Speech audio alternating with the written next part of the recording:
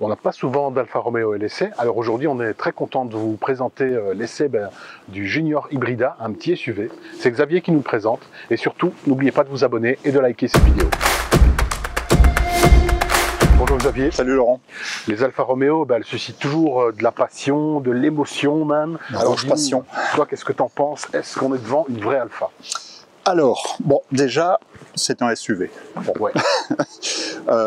Donc, ça va peut-être faire un peu hérisser les poils des passionnés, mais il faut reconnaître que, ok, tu sais, Alfa Romeo fait partie du groupe Stellantis, ouais. Et donc, cette Junior, elle est basée sur une plateforme de Peugeot 2008, Opel Mokka, Jeep Avenger, etc. Mais je trouve que les designers Alfa ont fait un beau boulot quand même pour lui donner une belle petite personnalité visuelle. Ouais. Regarde, tu retrouves cette calandre assez typique Alfa Romeo avec ce scudetto, ce célèbre triangle inversé, le Biccione qui est sculpté ici dans la calandre, donc c'est assez sympa. Ouais. Et puis quelques clins d'œil historiques au passé d'Alfa Romeo. Regarde ces jantes à pétales. Triple pétale. Triple pétale ici. Effectivement. Mon détail préféré, moi, c'est ce phare là, tu vois, ce phare courbé comme ça. C'est vrai que ça a une certaine personnalité, son bandeau noir là qui retombe comme ça. Effectivement, figure-toi que c'est un autre clin d'œil historique à l'Alfa Giulia TZ, il y a quelques années maintenant. Alors, ok, de nouveau. Le lien, il est ténu, c'est clair que... C'est les courbures, quoi. Il y a de l'inspiration dans les courbures. Ouais, mais c'est un petit clin d'œil sympa, mais voilà. Mais ça marche, c'est bien fait. Ouais, ça marche. Et puis, il faut être un peu expert pour deviner que... il y a des dessous de Peugeot 2008 ou d'Opel Mokka là-dedans. Donc, je pense que vraiment, Alfa Romeo a réussi à lui donner une vraie personnalité. Je trouve ça assez sympa.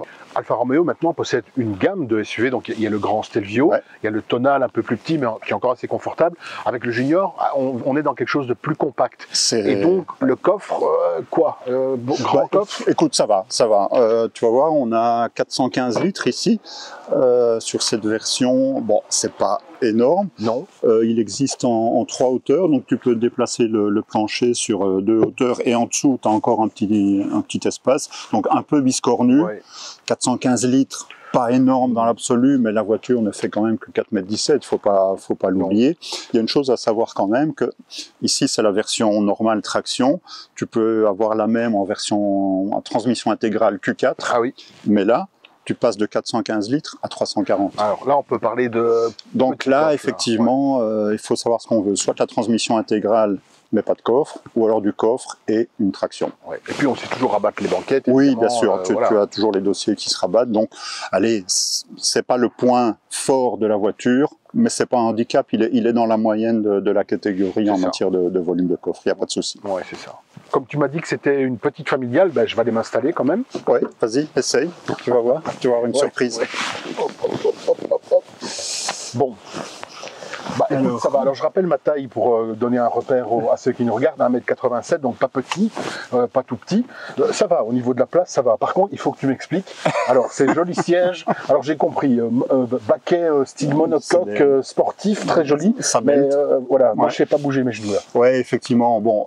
C'est une option, ces magnifiques sièges baquets Sabelt, c'est une option qui fait partie d'un pack. Donc tu as ces sièges semi-baquets, tu as le volant en Alcantara, la console centrale recouverte d'Alcantara. Bon, ça c'est un pack global à 5 000 € sur la version de base. Mais si tu prends cette version spéciale, ce n'est plus que 2 500 €. Donc, ok. Pour la touche sportive, typiquement Alfa Romeo, je trouve qu'ils sont vraiment super chouettes. Oui, ils sont chouettes. Après, si tu dois vraiment transporter des adultes à l'arrière, c'est peut-être à déconseiller. Les grandes jambes, je ne conseille pas. Comme tous les passionnés, on a tendance à encenser les anciennes Alpha. Mais bon, il faut quand même se rappeler que ergonomiquement et à l'intérieur, c'était pas toujours ça quand même. Qu'est-ce que tu en penses aujourd'hui? Non, mais aujourd'hui, on est clairement dans une voiture de 2025.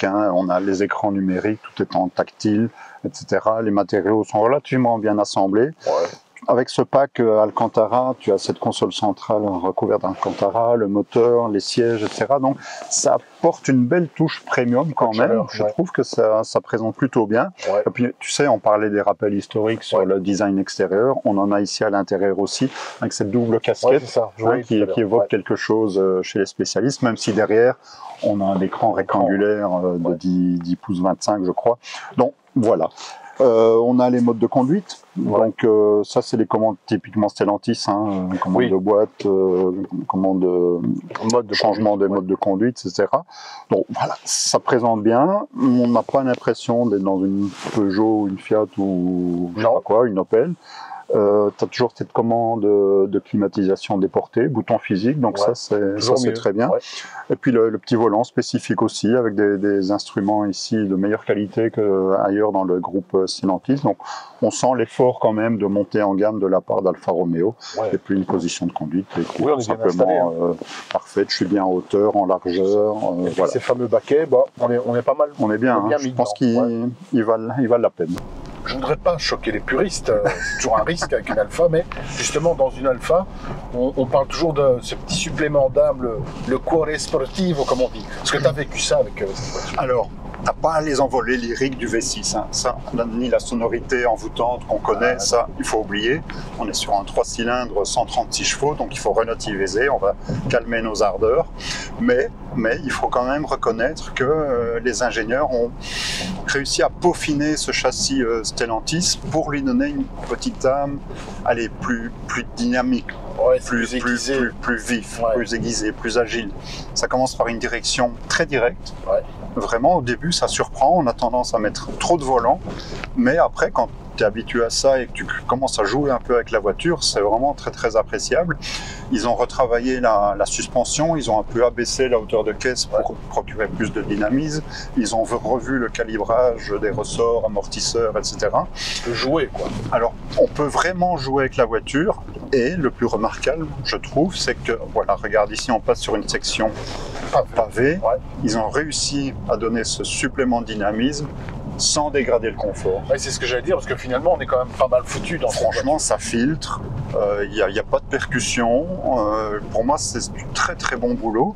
Et puis moi, je suis très très bien installé, une très bonne position de conduite, bien calé dans ces excellents baquets Sabelt. Là, on est vraiment bien, effectivement. Et puis, ok, tu as ce petit 1200 3 cylindres qui manque peut-être un peu de couple, mais avec l'aide de la micro-hybridation 48 volts, tu as quand même ce petit boost qui vient. Pêche, hein. Voilà, il y a un peu de pêche à mi-régime. Ça ne t'arrache jamais la tête, on est d'accord, hein, mais au niveau ressources, reprise, on est sur une voiture qui est agréable, qui est dynamique, agréable, effectivement. Et puis, on n'a pas cette sonorité un peu désagréable du 3 cylindres. Non, c'est vrai. C'est bien filtré, bien sonorisé.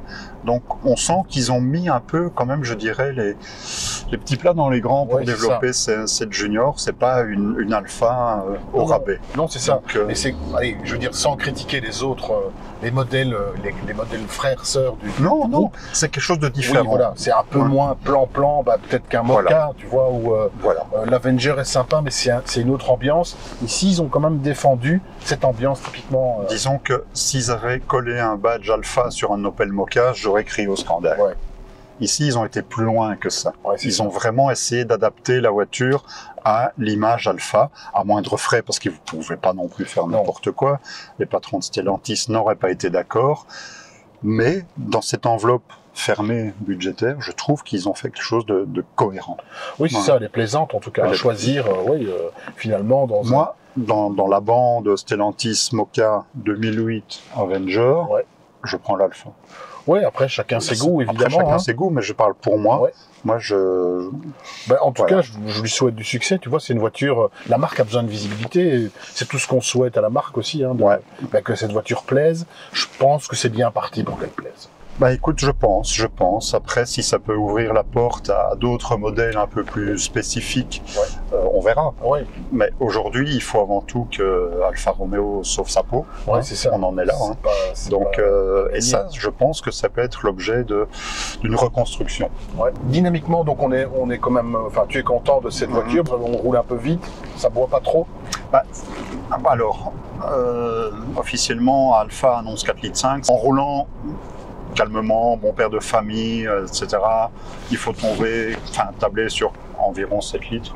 Ouais, ça va. Après, si tu commences à jouer un peu avec la voiture, comme elle l'incite à le faire d'ailleurs, tu peux vite être à 8 litres. Hein. Donc, ouais, c'est pas encore dramatique, quoi. C'est pas dramatique, c'est pas économique non plus. C'est pas économique, mais ouais, on va dire une fourchette entre 7 et 8 litres au 100 en fonction de la manière dont tu utilises la voiture. Finalement, c'est toi qui décides, hein, la consommation, évidemment. Ouais, dans une grande mesure, en tout cas, ouais. Xavier, après avoir fait le tour de cette sympathique Alfa Romeo Junior, évidemment, il y a la question décisive et cruciale du prix. Combien ? La Junior, comme ça, avec l'hybrida, donc le 1200 micro-hybridé 48 volts 136 chevaux, tel qu'on l'a essayé aujourd'hui, ça commence à 28 200. Donc, un prix relativement correct, vu les prestations globales, je trouve. Après, tu as la version spéciale, comme celle-ci, qui monte à 31 000. Et alors, si tu veux les magnifiques sièges baquets Sabelt, le volant en Alcantara, la console centrale en Alcantara, ça, c'est un pack, effectivement. Donc, sur la spéciale, il faut rajouter 2 500 €. Ça te fait monter à 33 500 €.